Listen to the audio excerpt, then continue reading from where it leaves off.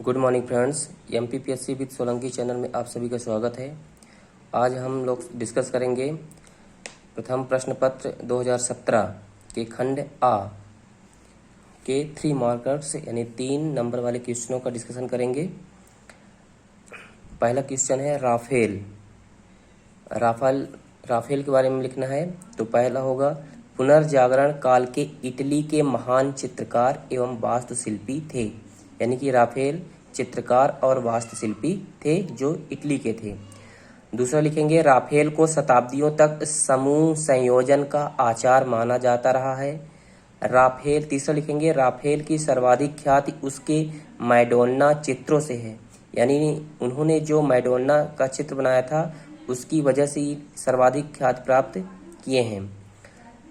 और चौथा लिखेंगे, राफेल की कला से ही बरोक शैली का विकास हुआ है। यानी राफेल की कला से ही चित्रकारी में बरोक शैली का विकास हुआ है।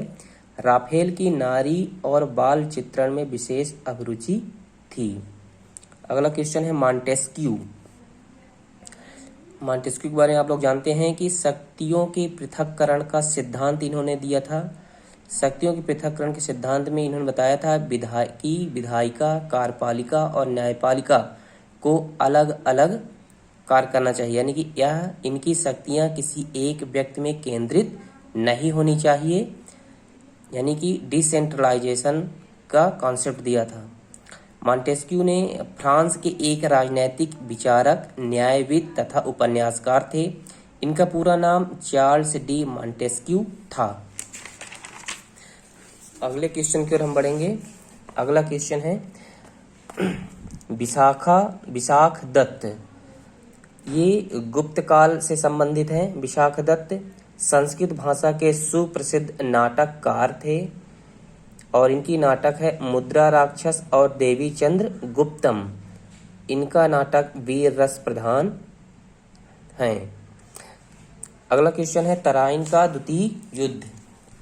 तराइन का द्वितीय युद्ध 1192 में पृथ्वीराज चौहान तथा मोहम्मद गौरी के मध्य हुआ था।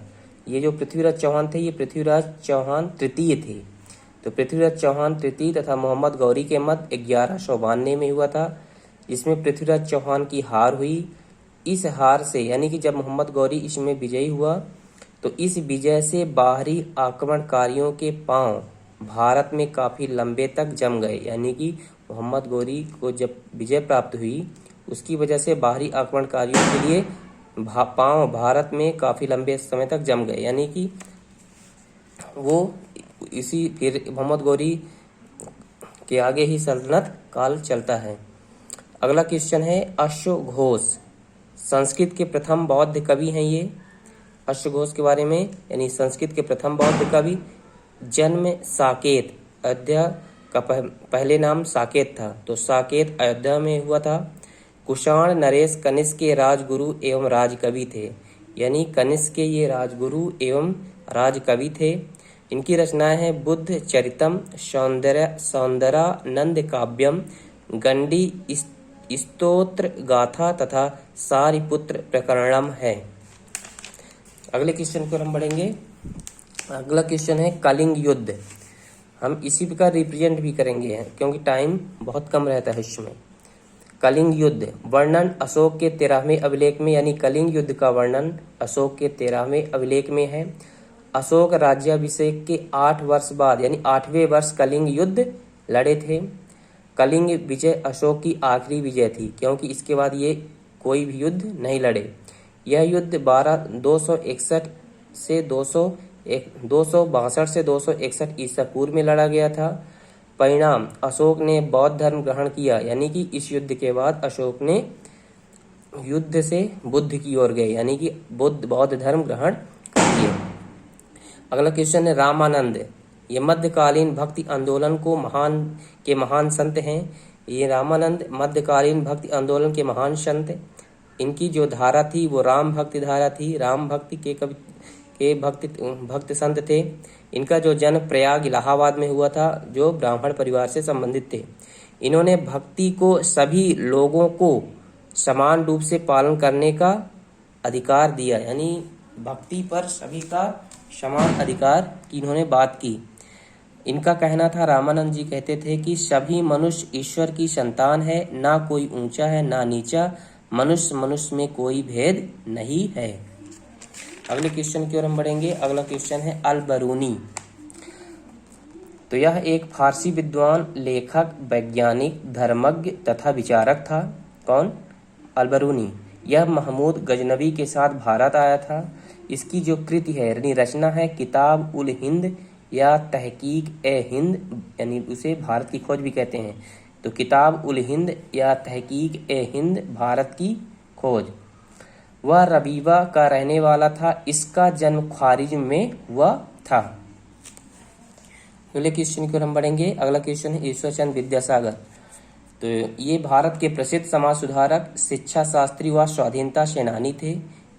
इन्होंने स्त्री शिक्षा और विधवा विवाह पर काफी जोर दिया। उन्हीं के प्रयासों से यानी ईश्वरचंद विद्यासागर जी के प्रयासों से 1856 ईस्वी में विधवा पुनर्विवाह कानून पारित हुआ और वर्ष 1848 में बैताल पंचविंशत नामक बंगला भाषा की प्रथम गद्य रचना का भी प्रकाशन उन्होंने किया। अगला क्वेश्चन है चौरी चौरा घटना। तो गांधी जी द्वारा चलाए गए असहयोग आंदोलन के दौरान चौरी चौरा उत्तर प्रदेश में गोरखपुर के पास का एक कस्बा है, जहां 4 फरवरी 1922 को भारतीयों ने ब्रिटिश सरकार की एक चौकी को आग लगा दी थी, जिसमें उसमें छिपे हुए 22 पुलिस कर्मचारी जिंदा जल के मर गए थे, जिससे गांधी जी ने असहयोग आंदोलन वापस ले लिया था। इस घटना के बाद यानी चौरी चौरा घटना के बाद गांधी जी ने असहयोग आंदोलन वापस ले लिया था। अगला क्वेश्चन है सुभद्रा कुमारी चौहान। सुभद्रा कुमारी चौहान के बारे में लिखना था। तो इनका जन्म 16 अगस्त 1904 को हुआ तथा मृत्यु 15 फरवरी 1948 को हुआ। ये हिंदी की सुप्रसिद्ध कवित्री और लेखिका थीं। उनके 2 कविता संग्रह तथा 3 कथा संग्रह प्रकाशित हुए, पर उनकी प्रसिद्धि झांसी की रानी कविता के कारण है। अगला क्वेश्चन फिर अगला पॉइंट है स्वाधीनता संग्राम में अनेक बार ये जेल भी गई। अगले क्वेश्चन की ओर हम बढ़ते हैं। अगला क्वेश्चन है बिरसा मुंडा के बारे में। तो इनका जन्म बिरसा मुंडा का जन्म 15 नवंबर 1875 ईस्वी को रांची झारखंड में हुआ था। रांची झारखंड की राजधानी है। इनकी मृत्यु 9 जून 1900 ईस्वी को रांची जेल में हुई थी। ये एक आदिवासी नेता और लोक नायक थे। मुंडा जात से संबंधित थे। ये बिरसा मुंडा मुंडा जात से संबंधित हैं, यानी अनुसूचित जनजाति हैं। वर्तमान भारत में रांची और सिंहभूमि के आदिवासी बिरसा मुंडा को अब बिरसा भगवान कहकर याद करते हैं, यानी अब इन्हें भगवान का दर्जा दे दिया गया है। आदिवासियों को अंग्रेजों के दमन के विरुद्ध खड़ा किया था। इन्होंने आदिवासियों को अंग्रेजों के दमन के विरुद्ध यानी अंग्रेजों के खिलाफ विरुद्ध खड़ा किए थे। अगला क्वेश्चन है भवभूति। ये संस्कृत के महान कवि एवं सर्वश्रेष्ठ नाटककार थे। उनके नाटक कालिदास के नाटकों के समतुल्य मान जाते हैं, यानी भवभूति के जो नाटक हैं वो कालिदास के नाटकों के समतुल्य माने जाते हैं। इनकी रचना है महावीर चरित। इनके पिता नीलकंठ, माता जतुकर्णी थी। गुरु ज्ञान निधि थे।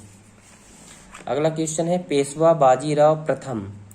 पेशवा बाजीराव प्रथम का जन्म 18 अगस्त 1700 ईस्वी को और मृत्यु 28 अप्रैल 1740 ईस्वी को हुई थी।